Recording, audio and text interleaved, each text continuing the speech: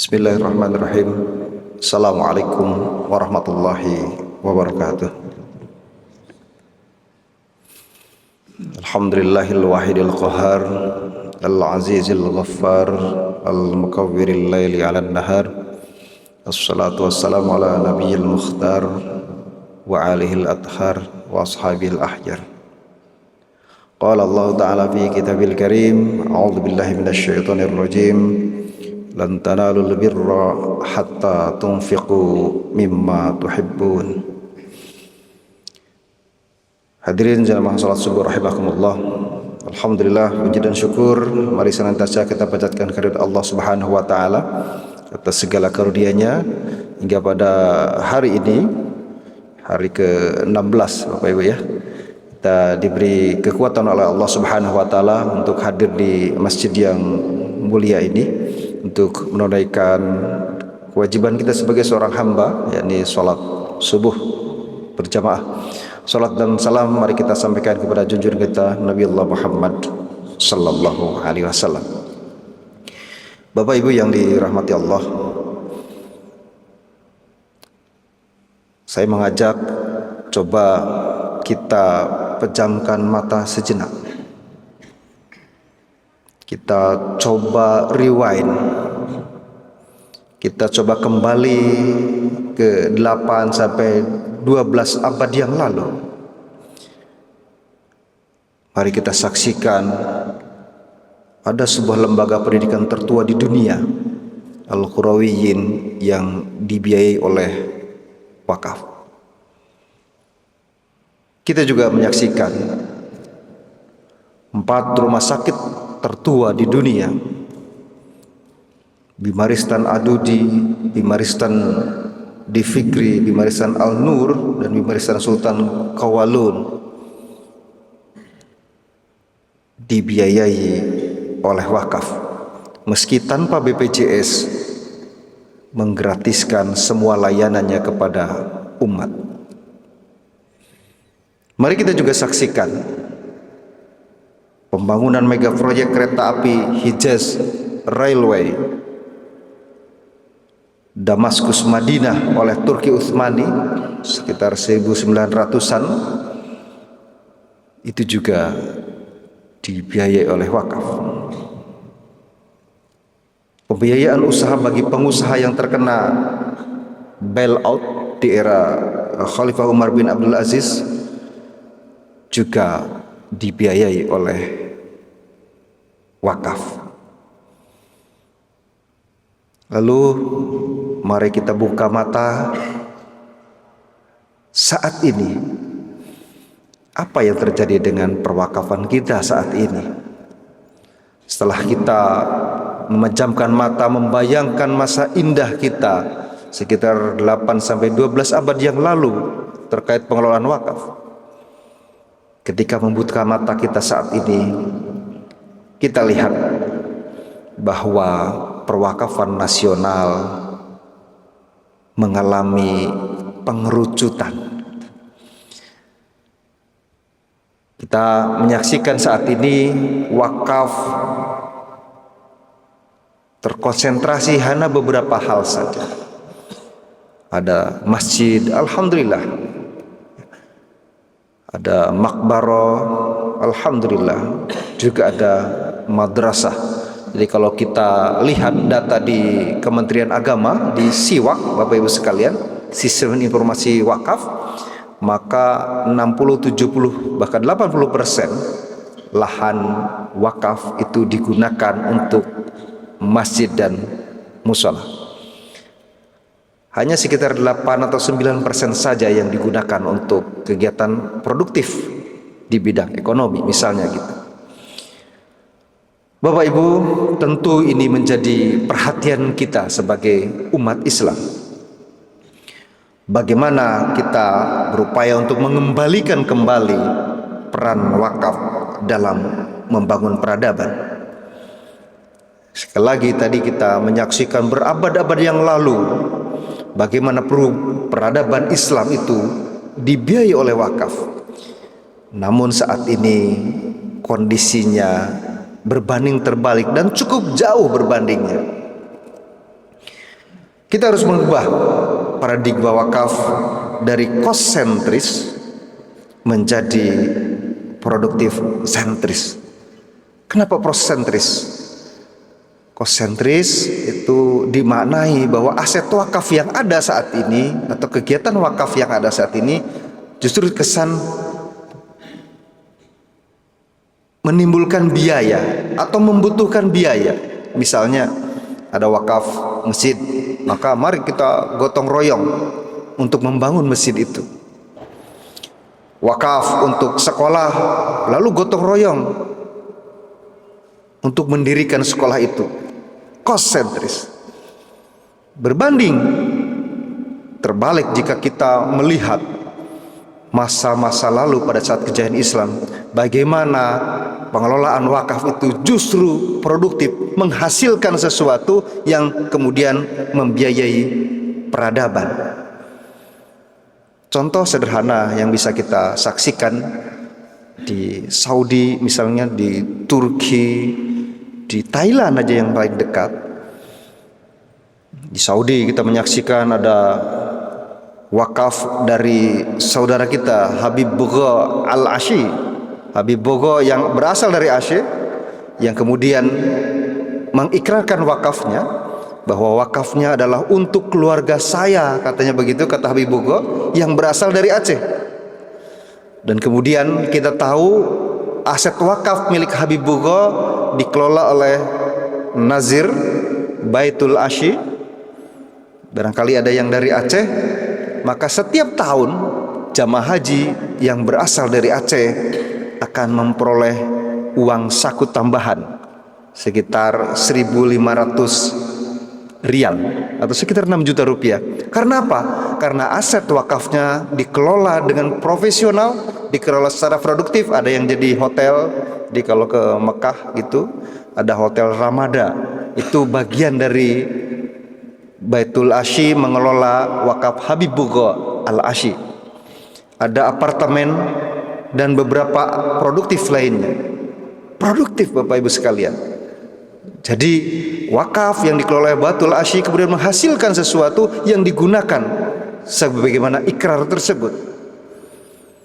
Di depan Masjidil Haram kita menyaksikan ada Grand Zamzam, sebuah lahan wakaf dari kerajaan yang kemudian dikelola dengan baik, dikerjasamakan dengan pengembang Bin Laden Group yang kemudian menghasilkan, dan hasilnya digunakan untuk membiayai operasional Masjidil Haram.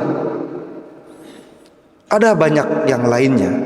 Lalu bagaimana dengan perwakafan kita di Republik ini? Perlahan paradigma wakaf itu mulai berubah Bapak Ibu yang dirahmati Allah. Kita mendengar barangkali kalau di Jawa Timur ada lahan wakaf yang ditanami dengan pisang Cavendish. Di Malang misalnya begitu. Ikrarnya buat apa? Ikrarnya Bapak Ibu bisa saja ada yang menyampaikan lahan untuk pendidikan, misalnya ada alumni Unisa di luar Jawa mengikrarkan, saya mewakafkan 1 hektar, 2 hektar. Kalau di luar Jawa kan ringan Bapak Ibu ya. Jadi kalau di Jogja mewakafkan 1 hektar itu luar biasa. Tapi kalau di luar Jawa itu biasa saja 1 hektar. Ikrarnya untuk pendidikan, tapi kemudian oleh nazir dikelola misalnya begitu ya. Jadi kebun, kebun aren misalnya begitu, yang kemudian secara kontinu menghasilkan. Hasilnya itulah yang kemudian digunakan untuk pendidikan, beasiswa kah atau beasiswa atau untuk membangun sekolah kah dan lain sebagainya. Bayangkan Bapak Ibu sekalian, aset wakaf kemudian dikelola dengan baik, sebelum itu menghasilkan juga telah membuka lapangan kerja, mengentaskan kemiskinan di sekitarnya, membuka peluang kerja, dan hasilnya digunakan sesuai dengan ikrar oleh wakif. Betapa luar biasa pengelolaan wakaf yang produktif itu. Bapak Ibu hadirin yang dirahmati Allah, wakaf memang tidak disebut secara langsung di dalam Al-Quran. Namun jumhur ulama bersepakat bahwa Ali Imran ayat 92 yang saya bacakan tadi, lan tanalul birra hatta tunfiqu mimma tuhibbun, tidak akan pernah mencapai albir, kebaikan, hatta tunfiqu, sehingga kalian semua menginfakkan mimma tuhibbun, dari apa yang kita sayangi, dari apa yang kita cintai. Inilah yang kemudian oleh jumhur ulama disebut sebagai salah satu pedoman dalam berwakaf. Jadi kalau berwakaf itu sesuatu yang kita sayangi, sesuatu yang kita cintai. Jangan kemudian punya tanah, nggak bisa diapa-apain ini, ya udahlah diwakafkan saja. Gitu ya. Itu tidak apa, tetapi berarti belum sampai albir, begitu ya. Albir, kita punya lahan yang bagus, yang cantik, yang produktif, seperti yang dilakukan oleh Umar dalam hadis yang masyhur, yang dianggap sebagai, yang disebut sebagai praktik wakaf perdana di antara sahabat Rasul. Umar ketika memperoleh tanah yang begitu bagus di Khaybar, di Madinah, maka menyampaikan kepada Rasulullah, wahai Rasulullah, saya dapat tanah ini, saya belum pernah melihat atau saya belum pernah memperoleh tanah sebaik ini. Begitulah sahabat Rasulullah, ketika memperoleh yang terbaik, matur kepada Rasulullah, diapakan baiknya Rasulullah? Maka perhatikan, ini kata-kata yang menjadi dasar dalam berwakaf. In syi'ta, jika engkau menghendaki wahai Umar, tahan pokoknya, sedekahkan hasilnya. Pokoknya ditahan, hasilnya disedekahkan. Kira-kira produktif noten niku? Produktif, karena pokoknya ditahan, hasilnya disedekahkan. Itulah konsep wakaf. Bapak Ibu yang dirahmati Allah, kita juga tentu sangat mafhum dengan sebuah hadis, idza matal insan, idza mata ibnu adam, in qata'a amaluhu illa min salasin. Apabila anak Adam meninggal, maka putuslah amalnya, illa min salasin, kecuali dari 3 hal. Yang pertama, sedekatin jariyatin, sedekah jariyah, sedekah yang terus mengalir. Yang kedua, waladin soleh. Yang ketiga, ilmin yuntafa'u bih. Jumhur ulama juga bersepakat bahwa yang dimaksud dengan sedekah jariyah ini adalah wakaf, sedekah yang terus mengalir sampai sang wakif wafat, meninggal dunia, pahalanya akan terus mengalir. Sedekah jariyah. Maka di antara para sahabat Rasulullah sallallahu alaihi wasallam disebutkan, ma min ashabin nabi sallallahu alaihi wasallam dzu maqdiratin illa waqafa. Tidak ada satupun sahabat Rasulullah sallallahu alaihi wasallam dzu maqdiratin, yang memiliki kemampuan, illa waqafa, kecuali mereka berwakaf. Mengapa? Karena sedemikian dahsyatnya pahala wakaf. Bayangkan Bapak Ibu, kalau saat ini kita biasa mendengar passive income. Passive income, pirsa nggih?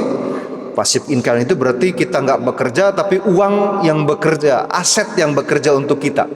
Ya, kata Bu Sri Mulyani, bedanya di Indonesia dan di Amerika salah satunya, kalau di Amerika aset yang bekerja untuk kita.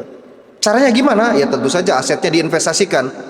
Punya uang misalnya didepositokan, dibelikan reksadana, sukuk dan sebagainya, sehingga setiap bulan kita tinggal menerima hasilnya. Atau aset kita bikin kos-kosan misalnya seperti di sekitar Unisa, maka kemudian setiap bulan kita memperoleh hasilnya. Itu kalau investasi. Maka sebagai seorang muslim, sebagai seorang mukmin yang yakin bahwa hidup ini mung mampir ngopi, begitu nggih? Kalau mampir ngombe sebentar, ngopi agak lama dikit. Kita berarti hanya lewat, dan kita akan masuk akan menghadap kepada sesi alam yang berikutnya yang abadi. Maka mari kita menyiapkan diri untuk itu. Sudahkah kita siap untuk masuk ke alam yang lebih kekal dibanding di dunia ini? Maka salah satu persiapan kita adalah menyiapkan diri untuk memperoleh, untuk menyiapkan fasib amal, yakni wakaf tentu saja. Di Persyarikatan Muhammadiyah, salah satu yang biasa kita dengar tentu saja berwakaf. Banyak sekali aset wakaf di Persyarikatan Muhammadiyah. Kalau saya pernah membaca, mungkin lebih besar dari Pulau Jawa kalau semua tanah wakafnya dikumpulkan. Itu karena memang masyarakat Indonesia terkenal dengan jiwa wirausahanya. Terlebih Persyarikatan Muhammadiyah, warganya itu senang berwakaf.